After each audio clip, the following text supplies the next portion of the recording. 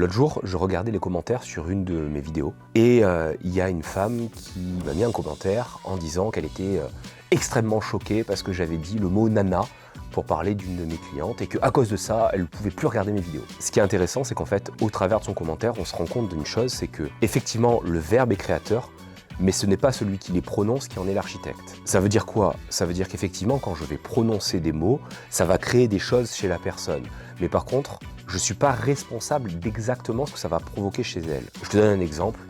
Dans une vie antérieure, j'étais videur en boîte de nuit et j'avais un mec qui était avec moi, qui était mon binôme.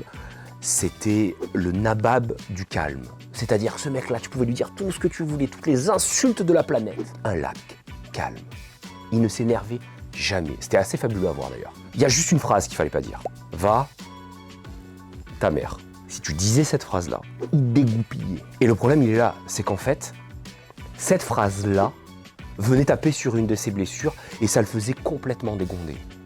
Encore une fois, le verbe est créateur, il crée des expériences, mais par contre, ce n'est pas celui qui les prononce qui en est l'architecte. C'est celui qui les reçoit, qui va transformer les mots par rapport à son expérience à lui et par rapport à ses blessures. Donc il faut être conscient de ses blessures et ne pas forcément tout en mettre la faute sur l'autre quand j'ai mal et quand à un moment je reçois quelque chose qui ne va pas.